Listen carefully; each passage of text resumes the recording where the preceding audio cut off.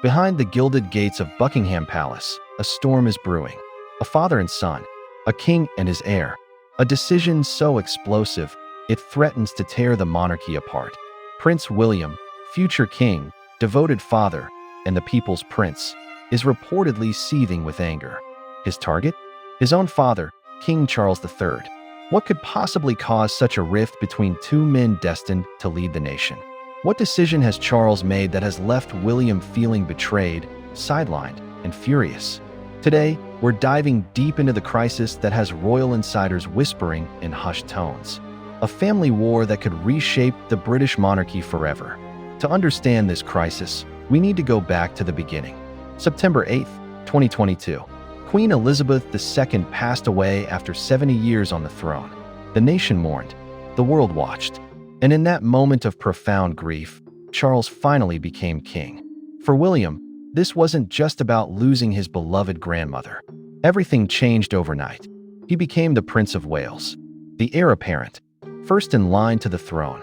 Catherine became the Princess of Wales, stepping into shoes once worn by his mother, Diana. The transition seemed smooth at first. Father and son walked side by side behind the Queen's coffin.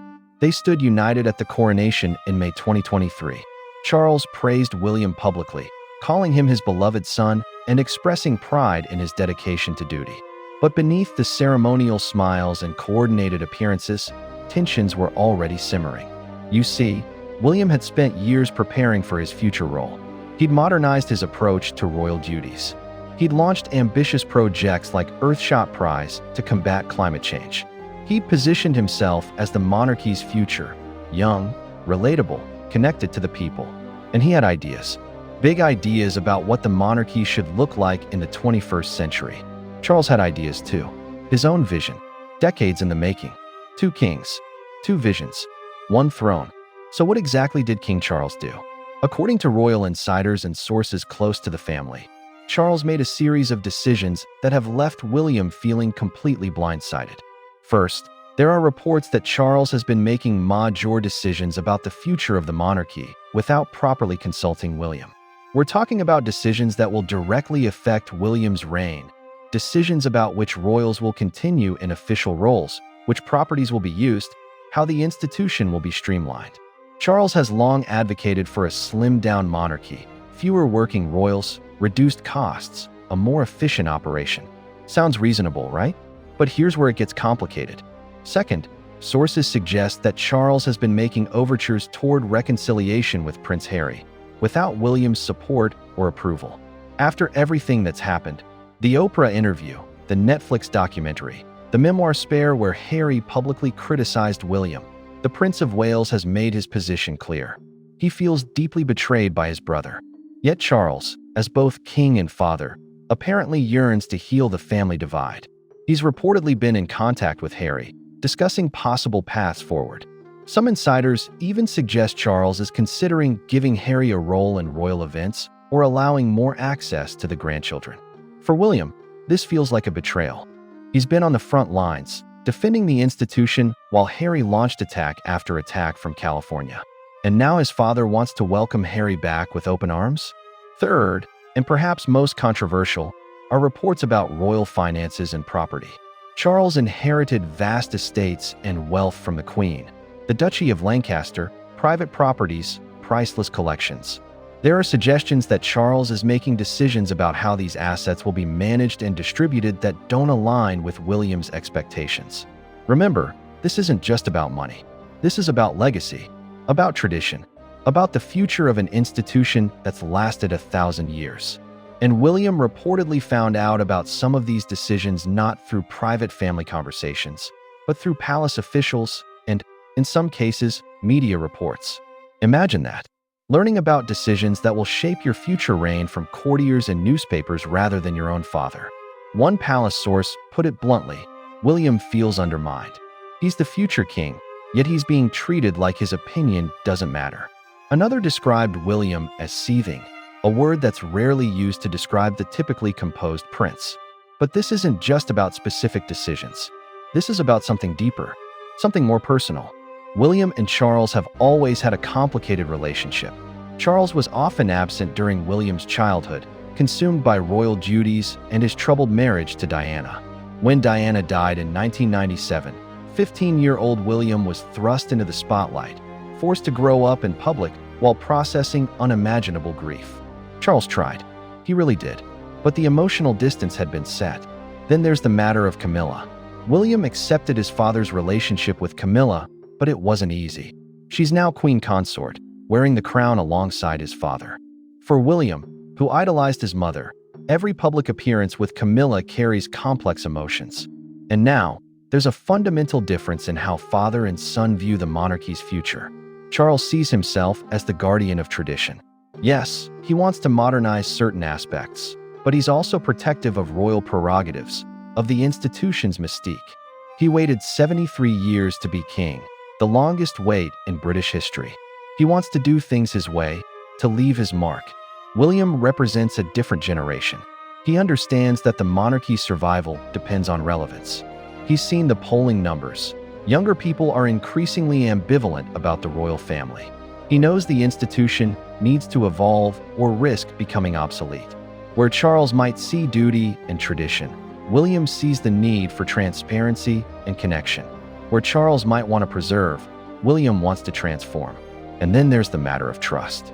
Sources say William feels his father doesn't trust his judgment, that Charles still sees him as the young prince rather than the future king, that despite being 42 years old, a husband, a father of 3, and an experienced working royal, William is still being kept at arm's length from crucial decisions.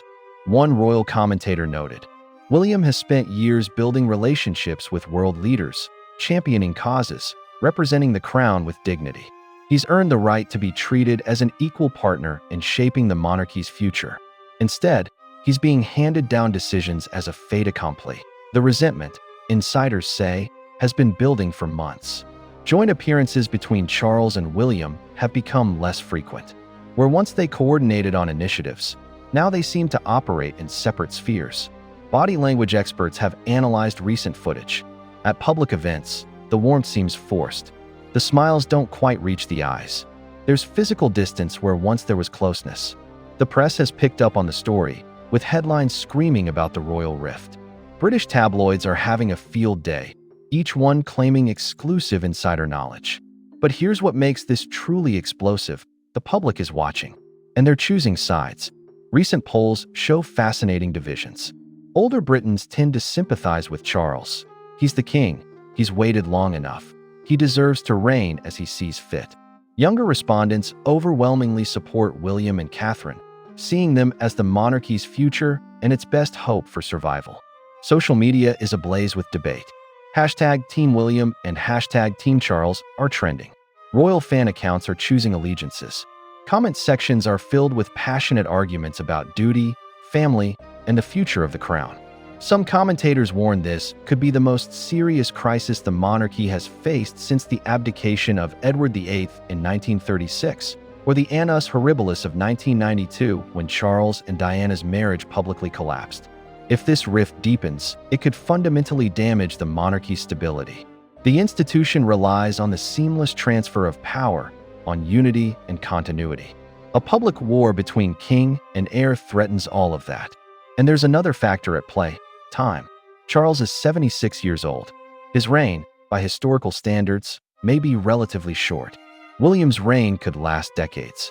In the grand scheme, some might argue, shouldn't Charles be ensuring a smooth transition rather than imposing decisions that William will inherit and have to live with? But others counter, Charles waited over 7 decades. Doesn't he deserve to be king on his own terms? It's a clash between present and future, between father and son, between king and heir. And right now, there's no clear path to resolution. So where does this leave us? Behind closed doors, efforts are reportedly being made to find common ground. Senior palace advisors are allegedly working to broker conversations. There are whispers of mediation, of family meetings away from the public eye. But sources say William's anger is real and justified, in his view. He's not just thinking about himself. He's thinking about his children, George, Charlotte, and Louis. About the monarchy they'll inherit. About the legacy he wants to leave them. One thing is certain, this story is far from over. The question now is whether Charles and William can find a way forward.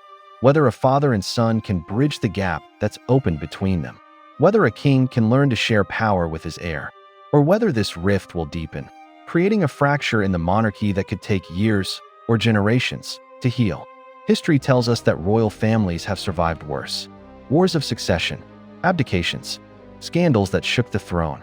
But history also tells us that some wounds never fully heal. As we watch this drama unfold, one thing is clear: the fairy tale of royal unity has been shattered. What emerges from these fractured pieces will determine not just the relationship between a father and son, but the future of one of the world's oldest and most watched institutions. The crown is heavy, but perhaps nothing weighs more than the burden of family conflict.